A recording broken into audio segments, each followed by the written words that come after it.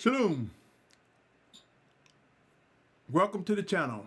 If you're tuning in for the first time, my name is Symmanayah. My brothers and sisters, I put most of my content on another channel called White Rose Family. And it's really geared towards a lot of things that we need to be aware of and facing the realities of what's to come. And it is focused on the premise that there will be a final exodus before the physical return of Yahusha. And so there are things I believe are presented on that channel that will help one to begin to embrace the realities of end times.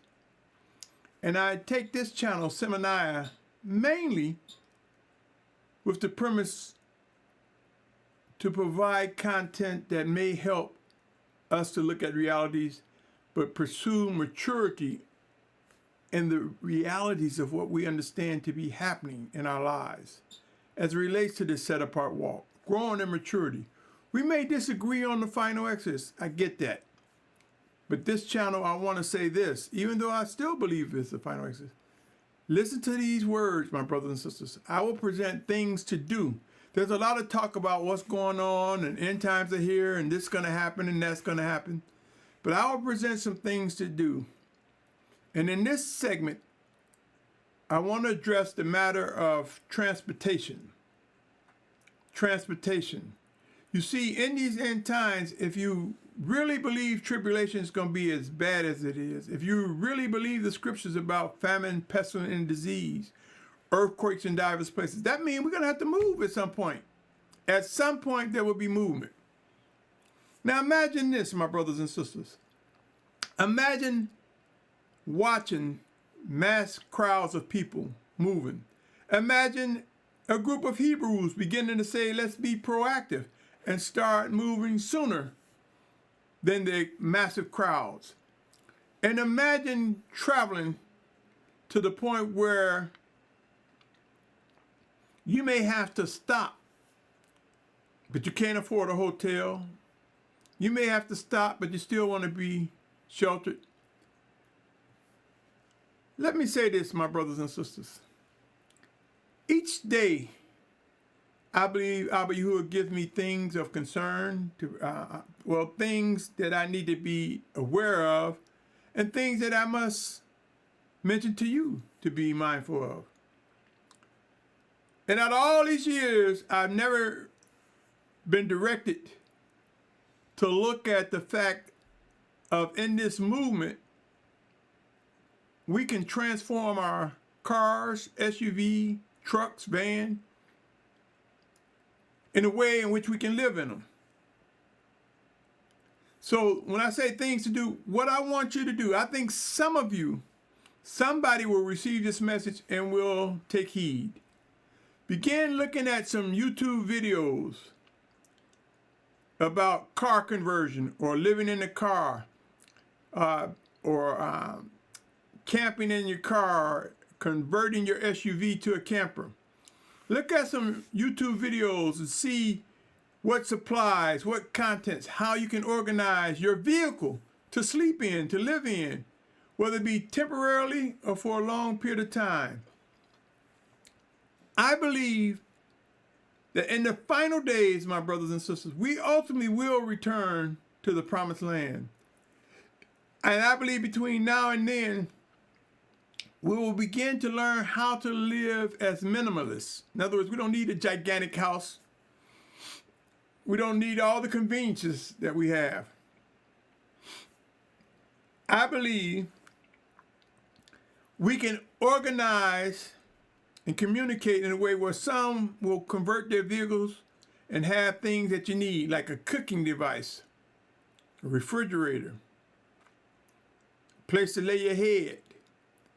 With coordinated effort, there can be caravans of cars, SUVs, vans, and trucks.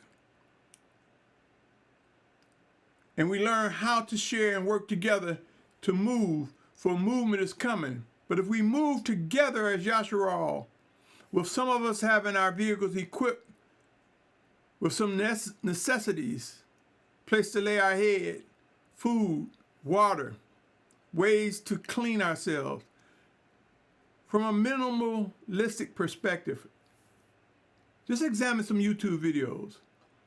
Ultimately, I think at some point, those on the Western Hemisphere will find themselves getting on container ships and containers that have been customized for living in temporarily till we reach the promised land. So a thing to do right now, even if you don't believe it's going to be a final exodus, look around at conditions and know that times will come where we must move. And just consider you're in a crowd of people trying to move at the same time, and traffic locks up, and you're on a bridge, or you're on a stretch of roadway where you don't see a service station, a truck stop, or an exit with businesses friendly to your needs. Just think, if a caravan is stuck on the road or on the highway, and some of you take heed to what I'm saying, and you've converted your car or your SUV or your van, or equip your RV with being able to live out of that vehicle until such time as you can continue your journey to wherever you're going. I believe the Almighty Father put this on my heart to share this and get you to just look at the videos. Not everybody is going to do it. Not everyone is ordered to do it. But there are some among us who will take heed. I think there was a reason. I believe there's a reason why this was brought to my attention. And I found myself looking at some of those videos. There's so much work to be done to ultimately get set-apart children of Yahuah together in unity. And some of these things we don't pay attention to, and some of these things we are slow for or just ignore.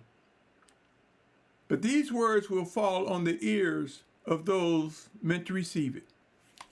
Stay tuned, Yahuah. EndTime Movement. This is part 2. But I will begin to start saying things to do that are important for such a time as what is unfolding before our very eyes. That's all I have right now, my brothers and sisters. I'd like to get to know you. I like for us to learn to examine the things we differ in and see if we indeed can find ourselves on a common ground and begin to be a part of Yahuah that's starting to come closer together. Trust and believe it will happen. Where we stand and where we will go, time will reveal. Be encouraged, Yahuah. There are things to do. EndTime Movement has begun for some, and it will for others in due season. On that note, be encouraged. My name is Symmanayah, and do not dismiss the things that come to you, for sometimes they come with a reason. Pray about it. Shalom.